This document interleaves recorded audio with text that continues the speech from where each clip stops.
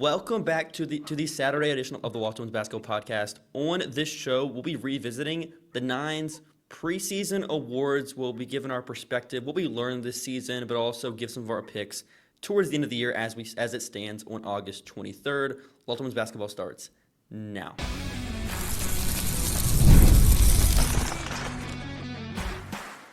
You are Locked On Women's Basketball, your daily podcast on women's basketball. Part of the Locked On Podcast Network, your team every day. Welcome. You are Locked On Women's Basketball. Thanks for making us your first listen every day. We are free and available wherever you listen to podcasts and on YouTube. This show is brought to you by Game Time. Download the Game Time app today, create an account, and use code LOCKEDONNBA for $20 off your first purchase. Our first time with three people on the podcast on a Saturday. My name's Hunter Cruse. I'm your Saturday host covering the WNBA and prospect scouting. Today with my co-host, Emily Adler, who covers the draft with a focus on player development and the game within the game. Lincoln also contributes to our coverage here at Locked On and the Next. To kick it off, I'm going to put, if you're watching on YouTube, you can see the website on the screen pulled up here. We'll go through it from every single award from the preseason. Preseason favorites. We'll start with this, then we'll get into some more individual awards. Our favorite was the New York Liberty, 8 votes, 6 for Minnesota, then 1 vote for Las Vegas.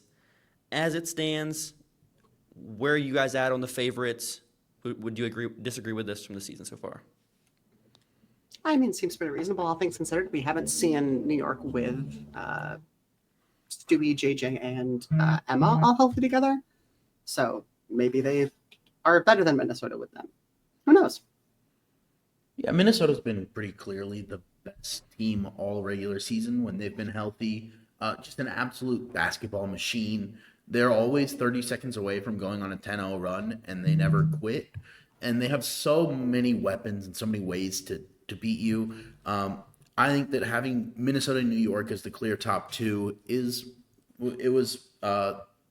what we thought was the obvious pick at the time, and it still looks to be the right selection here. Mm-hmm. Definitely agree there. Next one was lottery favorites.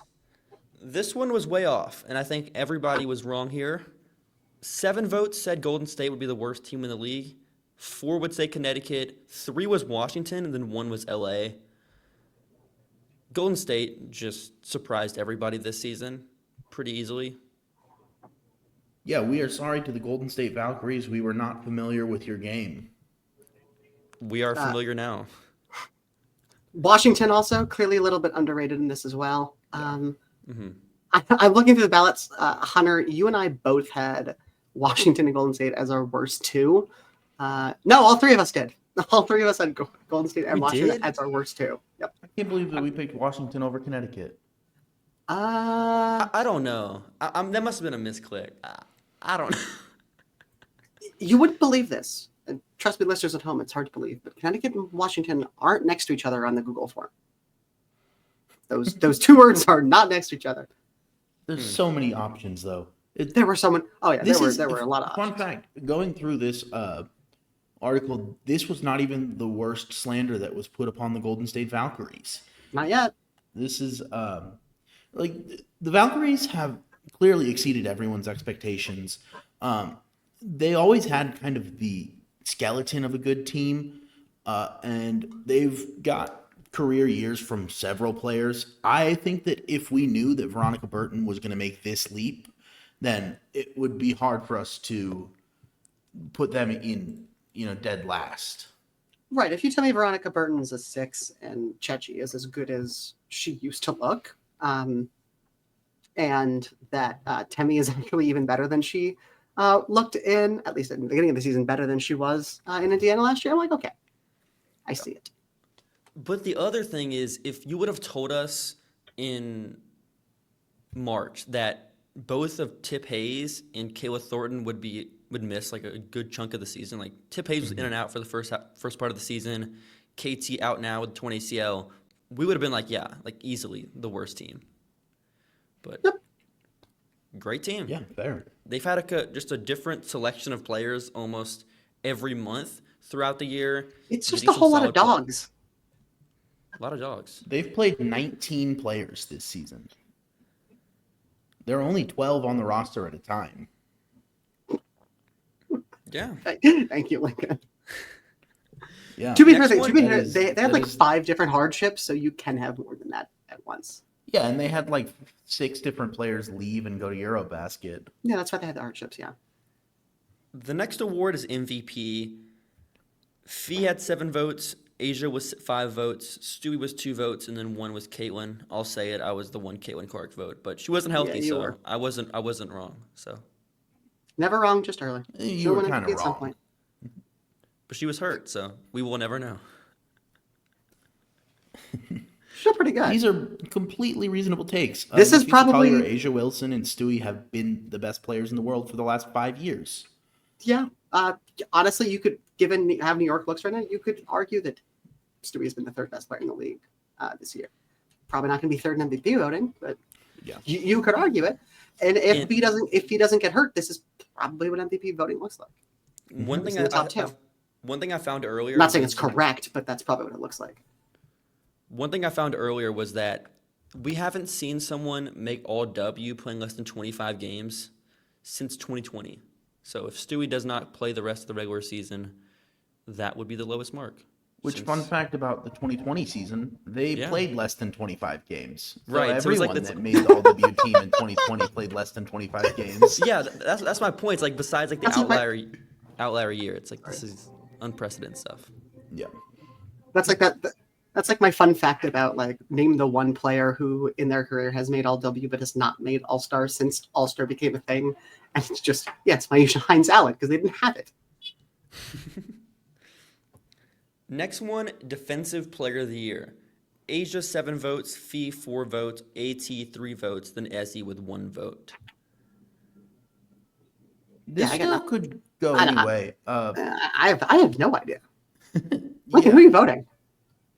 I think that there's been a big push for with Nafisa Collier missing time recently for Alana Smith in the Defensive Player of the Year race. She's been tremendous. Asia has been awesome all season. She's averaging something like 3.5 stocks per game, which is an absurd number. And It's a lot. yeah, the issue there is that Las Vegas's team defense hasn't really been great this season, I feel like that's a point in Asia's favor almost. which I suppose. I was gonna say no one like who is smart should accept what I just said, but like you understand what I'm trying to say. Like the defensive context here is awful for her. Like Yeah. Chelsea still saw it. I love Chelsea as a help defender, but like she's clearly slower. Jackie is a fine wing stopper. Jackie's not a number 1 or a number 2 defender really. And then they have a bunch of number 6s. It's they're still such an okay interesting enough. team. The recent win streak has been really sparked by Chelsea Gray coming alive on offense, and the defense has still been shaky. Yeah. It hasn't been great statistically during the 8-game win streak. They are still turning the ball over too much, which makes the defense look worse. But then the half-court defense has improved a little bit, but the real thing is that they've really stepped it up offensively and have been scoring a ton, getting easier looks, and Asia has scored like 37 million points. So it makes it easier when you have the best offense in basketball. Yeah. Helps that Jules hitting shots off the bench. Yeah, true. Absolutely. And Kirsten Bell's adding an element of spacing to the starting lineup.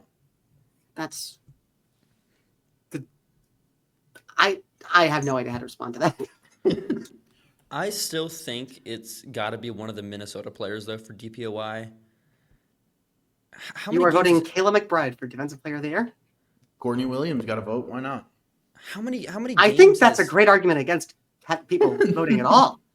But this is a top 5 defense since 2009, That is compelling.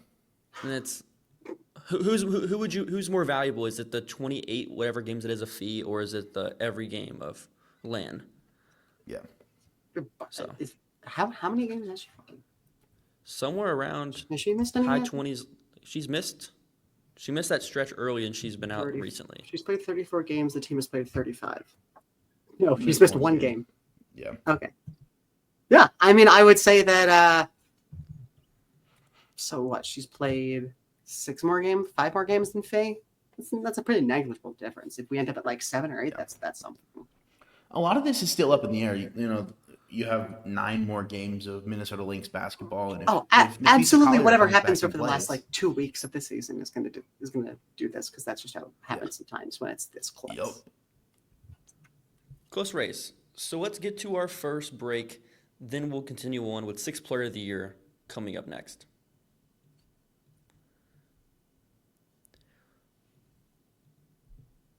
We have game time. Have you ever decided that at the last minute to head to a ball game with friends or family? Maybe it's a game day and you suddenly realize you have to be in the stands. That's exactly where game time comes in. It's the easiest way to grab last minute tickets without the stress.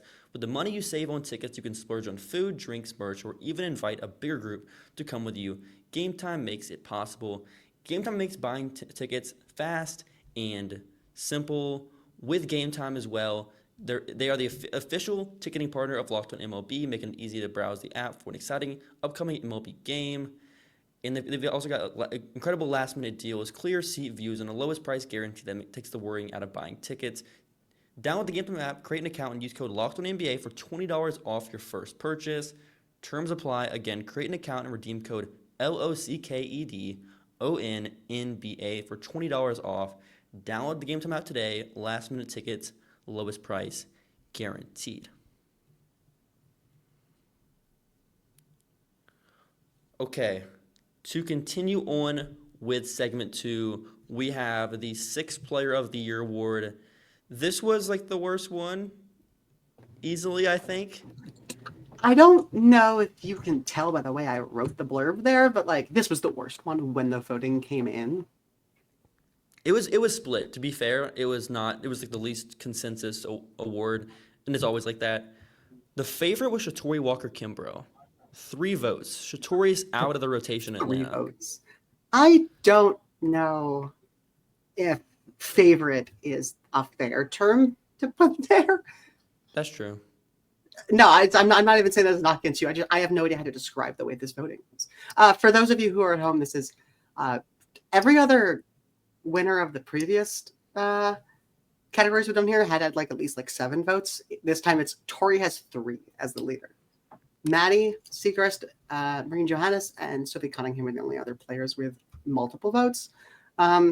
People love saying Marine Johannes preseason is going to win 6th Player of the Year. Like there's like 2 or 3 people who say it in our voting every year, and it's never going to be true just because like, I mean, she's fun, but she's dumb, like, she's not going to be able to do that. You can't keep her on the court too long before it just gets wild. No, I mean, she had like last night when this comes out, Thursday night, in that terrible hangover loss to Chicago, like she had a really nice first quarter and then again was defensively unplayable. Like as soon as she stops hitting a 3 every other play, like it doesn't work. Shout out to whoever said Naz Hillman here as one of the receiving votes. Jess Shepard, Carly Samuelson, Lexi Hull, Niara Sabali, Ty Harris. 2 of those players missed the entire year. I say more of those players have had effectively season-ending injuries or just gotten benched outright than ones that are even playing. Fairly certain that I was the Naz Hillman vote here. Good work. Which is very fun. Shout out to the Dream. They do You a lot are of interesting things. Yeah, because I was really intrigued by a lot of the stuff that Naz was doing, and I thought that playing in the Carl Smesco system would be really fun for her, given her screening, the occasional post up. I didn't see that she'd be a high volume 3-point shooter coming, but that's been a huge boon to her case. Very fun basketball being played in Atlanta. I'm trying to pull up who's even eligible for this. Nas is definitely eligible. Nas has started 9 games this season. Okay. So she'll the qualify. the only qualification I believe is more games less off the bench than half. start. Yeah. Miscellaneous games, reserve games, more than. Shout out to Across the Town. I love Curtis. Game started. The best. Which does mean that Jewel Lloyd is ineligible for Sixth Player of the Year. Will that stop someone from voting for her? I would still take Nas. Probably not. You know, I feel like it's really not that big of an ask that if you vote for an eligible player for a given award, you just lose your vote for the rest of your career. I think it's reasonable. Just shows you did no research. Sorting by points. So I'm looking at, Naz Hillman, Yamashita-Imagn, Sophie Cunningham, Maureen Johannes, Joanna Bonner, Dominique Malonga are probably like the only real candidates we're looking at here. Shout out to Dom. She was not on our list of who was going to be a Sixth Player of the Year candidate. She's been very good. Yeah. I mean, this feels like Naz Hillman by like a landslide. Yeah. Although I could see Yamashita-Imagn picking up some votes here. I could see Sophie getting a vote too. She's missing the last 3 weeks of the season, which makes it a little tougher. I say so. There's that, and there's also someone like people sometimes just forget that defense exists. And Sophie's been terrible. Brutal. Yeah, she's been brutal. Next one will be who will be the best players, all W picks for the year. Pretty simple stuff besides one player that was picked for this. Fee got 15 votes, unanimous right here. Asia 15, Caitlin 12 of 15, Stewie with 11 of 15, AT got 8 of 15, then Sabrina was 7, and then Ka got 2. Yeah, I mean, Stewie without the injury is probably on this list. I mean, Caitlin's probably on this list anyway without the injury either. So there's not really. No one's off this list because of performance, I guess is what I'm trying to say here. Right. It's Sure. It's just that Alicia Gray has been incredible this year. As I say, we assume the last two are going to be Alicia Gray and Aaliyah Boston, right? Yes. Seems likely. So. Yeah. Also receiving votes, Sab. I assume Sab's going to be second team. She deserves it. And Ka missed a lot of the season and has been, good, but not exceptional since coming back. Yeah. No, go ahead. This is a little. I wish that Alyssa Thomas would have got more votes in the preseason voting here. She's always not respected in voting. She's averaging 16 points, 9 rebounds, and 9 assists this season. Like, she's just an absurdly good basketball player with all-world defense covering ground at every position defensively for the Mercury. She just makes things happen. Yeah, if she gets second team and like Sab goes first team, I'm going to be annoyed and I'm gonna have some takes. I feel like, this is completely tangential, but since Ka came up, I was watching Phoenix lately. It feels like they still haven't figured out how they're playing with AT, Satu, and Ka all together. Because haven't had many games. They've had like a month or two at this point, and like it feels like they still don't know how they want to. Like they're barely running AT as a traditional point guard anymore. They've gone to like what Steph White was doing in Connecticut like these days, and it doesn't. It's not hitting the same. But also like they can't exactly do what they were doing the first month of the season because like Ka's not like a shooter. Yeah, so that's not maximizing. She's shooting 41% on 5 threes a game this season, right? Which is like absurdly good for her. But on the other hand, that's at the expense of Satu shooting 29% from 3. So I'm not sure Satu's shooting well from anywhere. Yeah, Satu really isn't shooting very well, and you just have this weirdness with the offense. Their pace against Vegas the other day was just abysmal, where they're not getting into anything quick enough. They're not really, they're not making live cuts, and it just didn't look very good. But when they're locked in, it's awesome. I'll say they end up overpowering the Valkyries, but at the end there, but like for so much of that game, they also just had absolutely no rhythm. It's not what you want. Lincoln, you're muted. So let's get to our final break. Then we'll go to some of our picks for best offense and best defense, and also worst defense, best offense in the preseason. Okay. To kick it off with segment 3, actually, best offense. The pick here was New York, and Indiana got 3 votes. Vegas also got 2 votes. Then Minnesota, who's been the best offense this year, got just 1 vote. That's surprising to me. I think I don't know. Who was that? People are always annoyed that Minnesota doesn't have a real point guard or a real center, and they get a little in their head about that. And I think that it's obtuse because they're awesome at everything. Still the best offense, and Lands had decline in the offense this year, and then Bridget's had some decline as well. Yeah. Pretty wild. Yeah. Fun basketball. Yeah, that's what a little career best year from Heidemann will do, and picking up Masha for free. Worst offense was Connecticut with 6 votes. Also, Washington tied them with 6 votes. Then Golden State with 2. Then Phoenix with 1. I don't know why Golden State was on. I mean, Phoenix was on here. Yeah, I That's basically crazy. said that internally at the time. I was like, who? Why? It was like, whatever. Thomas is one of the greatest floor-raising offensive players of a generation. They would have all had to not play. Like even with Satu shooting this bad, like you have AT, Satu, and Kata, you can't be that bad. Yeah. Anyway, I don't exactly know what Washington's offensive rating is, but I'll tell you, it really feels like they're that bad. Washington's offensive rating is 101.5. What? They They're are feels like 11th. third from the bottom. Well, it because feels worse. Connecticut's is 97, and Chicago's is 98. Yeah. I wonder what is Chicago's in games Angel plays. Over the last 15 games, Connecticut's is better than Chicago. Chicago's is 92 over the last 15. Connecticut's 98. That is very bad. Not what you're looking for. And that'll kind of transition us to this. Best defense was Minnesota. Chicago's is still horrendous when Angels in the games Angel hasn't been healthy for. Best defense was Minnesota. Big gap to New York, Phoenix, Las Vegas. We got that one right. Pretty fair, yeah. Yeah, Minnesota has the best defense in the league by 2 points per 100 possessions. Atlanta is actually second right now, which is really impressive. They've been really solid, especially the Naz Hillman lineups. Mm. Yeah, And for their worst, current starting lineup. Yeah. For worst defense, Golden State was the worst here. I don't think I thought Golden State was going to be the worst defense. I thought. I think I'm about to say Connecticut. We were very disrespectful. We are sorry, Natalie Nakase. Please don't. We hurt did us. not know your game. They've been really fun all year defensively, mixing in zone possessions, doing different things, playing with size and length at all 5 positions.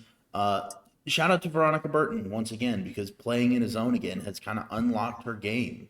They play more zone than anybody else, and it's not Golden very State close. 5th in defense this season at this moment with a 102.9 defensive rating, which is just barely better than New York's defense. I apologize for the crying cat in the background. Anyway, Hunter, you and I both voted Golden State worst defense. We did? Yes, we did. Did I vote for Dallas or did That's I vote for crazy. Connecticut? You voted for finishing last, worst offense. You voted worst defense to Dallas. Congrats, you got it right. Yeah. I was well, not the worst locked in defense is doing actually these. Chicago. So Huh. Chicago is the second worst offense and the worst defense, but they are a lot closer in the worst defense rankings. Los Angeles is catching up to them. Los Angeles has a 111.3 defensive rating, and Chicago's at 111.6. It's honestly impressive that at this point in the season, LA is still getting worse. Like you would have figured they would have hit the rock bottom by now. That is because Los Angeles has the worst effective field goal percentage against them. Teams are shooting very well. Teams are also rebounding pretty well against Los Angeles. Neither of those things are surprising. They turn the ball over a lot. Teams shoot well against them, and they don't get rebounds, which is a really great way to have a bad defense. Is it good when you start 2 negative rebounders in your front court and every player in your starting lineup is a negative defender at their respective role? That is a little tough. Okay, Emily, talk about executive of the year here. A very split vote as well. Any thoughts? Sorry, that was just me cracking my knuckles. Sure. I mean, Nick Goren should probably still win executive of the year. Although I will also huge shout out, obviously, to in Golden State for what she's done out there. That roster again, like No trades, it's just good is expansion crazy. draft. Yeah, just expansion draft and bringing in some free agents, but mid-season free agents. That is, I mean, Letitia Meher has obviously been quite solid for them. Players they brought in off the street have again, like their qualification there is just find a dog. They found some dogs. And they're just crashing them. Even in like the very limited minutes that Kayla Charles has played, she's doing stuff. Signed a rest of the season contract today, I so know. she's going to be sticking around for You'll have to see more it. than 7 days. Dan Padover made like a couple signings. One of them has really worked. One of them has worked less. Bree Jones has been really good. Did draft Yes. Pow at 18. They did. I would say that's more points against everyone else than for Dan, but what do I know? He gets credit. Oh, he gets credit for not being an idiot. Absolutely. Unlike everyone else.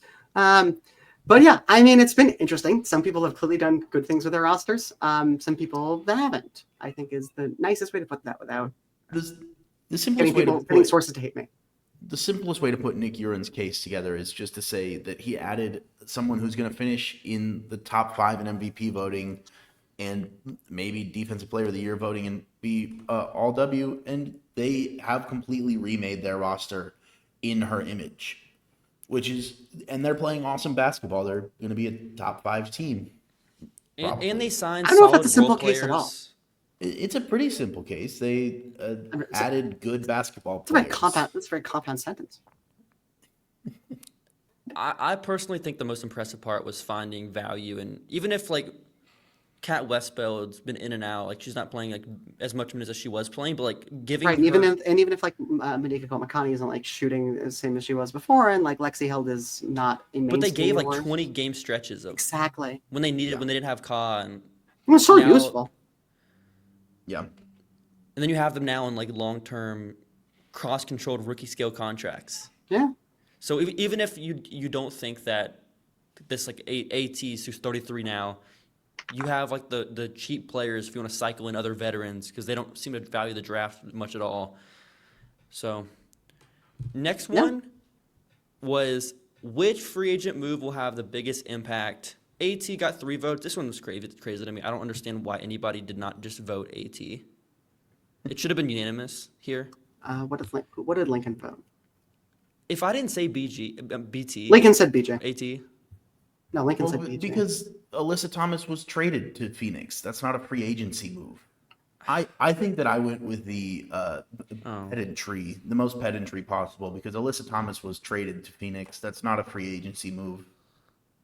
I said Satu to be different. It was free agent because she was signed and traded. Was she not? No, she wasn't, right? That's still a No. trade. Sign-in trades. Sign-in trades. I count for this because Yeah. because they are effectively free agency moves, even if they are technically trades. Yeah. I It's do the kind of move disagree. that like the player was always going to move on in free agency regardless. So You should have that's how I probably divide it up. included Bree Jones somewhere in that. I mean, someone else voted. Like, talk to the voters. She's been really good. Other than us, because we've never been wrong in our lives. except on Golden State's defense, apparently. Yeah. Yeah. Shout out Golden State. I don't think we include this here, but MIP, we didn't give that. That's Veronica Burton for me. Okay. So there are some one like things I obviously don't include in the preseason for very obvious reason. Coach of I the don't year. I don't include MIP or Coach of the Year because those are entirely based off of overperformance relative to preseason expectations. So it's literally those questions are just like, who do you like more than the other people in this room is what the preseason award is. So yeah, Veronica Burton. I also don't ask about Rookie of the Year Rookie of the Year All Rookie Team because the answer is always the number 1 pick, the top 5 picks, unless there's some situation where like the number 6 is going to get more minutes than number 5. Yeah. Which did happen.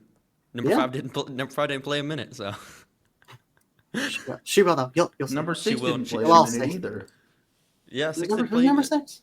Amor. Georgia Amor. Oh yeah. Rest in peace. She's not dead. She just has a knee injury. She's not dead. She's just debuting at 26 years old next year. 25. She'll be 25 years old. Her rookie. Oh, Jesus. Yeah. We're gonna have a 25-year-old. We're gonna have a 25-year-old true rookie next year and a 20-year-old true rookie next year. Georgia Amor is debuting at 25, and then Dom debuted at 19. Then Dom will be in 2030. Dom is going to be on her third contract by the time Amor hits free. She'll, Dom will be younger than Amor is now on her second deal. Yeah. Dominic Long will end up coaching Georgia Amor. Georgia would be an awesome coach, though. I like the vibes. Yeah. It's very Sandy vibes. You're just talking about the accent. Yeah, they're Australian. Small Australian guards that do things. That's the same idea. That do things. I mean, Sandy did hit threes in Detroit. Yeah. Anyway, Coach of the Year is Nakase, right? Likely. Yeah. It should be. Strong shout-outs to Nate Tibbetts and Carl Smesko. I was going to say, I could see in a both for Smesko. non-expansion year where the expansion seems like the best one has ever been. Yeah. And also, just continual shout-outs to Sandy and Cheryl for continued excellence. They're never going to win the award 2 years in a row. Like, Cheryl won last year, so she's just not going to win. That wasn't what I was going. They would have had to go undefeated. I know that you're hating on Sandy, but she's fine. She's really bad at rotations. Like, she's objectively just bad at them. Sure. But she's good at most other things, to be fair. Cheryl Reeve has been maybe the best coach in WNBA history for her whole career, and she's just not going to win more Coach of the Years because they're like, well, your team's too good now. Yeah, she's one of two options for that title. Yeah, it's her and Money Mike. Yeah, how many Coach of the Years did he win? Yeah, like Bill Belichick won Coach of the Year 3 times. Like that's the territory we're in here. Is it's just Derek like Spoelstra we already hasn't won it. Yeah, it's just like, again, it's all relative. Coach of the Year is just relative to preseason expectations, unless no one lives up to preseason expectations, in which case they just pick who is obviously the best coach in general. Hunter, give me your quick all rookie team. Quick all rookie team. Easy ones: Paige, Sonia, Kiki. For me, that fourth one I think it's Layla Khan. Yeah, pretty solidly. 5. Who are we between? Monica Cole-McConney, Sanaya Rivers. Janelle. Who else would? Janelle Salon. Dom. I might still take a Cole-McConney, but if she doesn't do much for the next 10 games, then I think I would go Sanaya or Janelle. Reasonable. We'll see how Janelle shoots over the last part of the season. I'm tempted to go either Sanaya or Dom. That's probably Sanaya. That's another thing with this Golden State staff is they've completely changed her shot profile over an All-Star break. Just said, yeah, you can take some middies sometimes, but you're not going to take step back contested twos with 15 seconds on the shot clock 5 times a game like you were. And she's getting to the rim. Some funky finishes. Can shoot threes off movement. So, good player. Very good player. Good player. I know you said we'll be having our postseason awards coming out very soon over on the site, so make sure to check that out. Postseason awards will be a lot better than some of these were. Usually they turn out pretty well. Yeah, we have the benefit of being able to watch the season before making selections. Often they're even better than the official ones, I dare say. That would be wild if the preseason ones were better. So thanks to Make It Locked On Basketball your first listen every day, or your second listen. We appreciate our second listens here. And also check out Locked On NBA podcast where there's no off season. Doug, Matt, and Hayes keep you up to date on contract negotiations, rumors, and everything you need to be informed on as an NBA fan. Find Locked On NBA on YouTube or wherever you listen to podcasts, part of the Locked On Podcast Network, your team every day. Have a great rest of your weekend, everyone.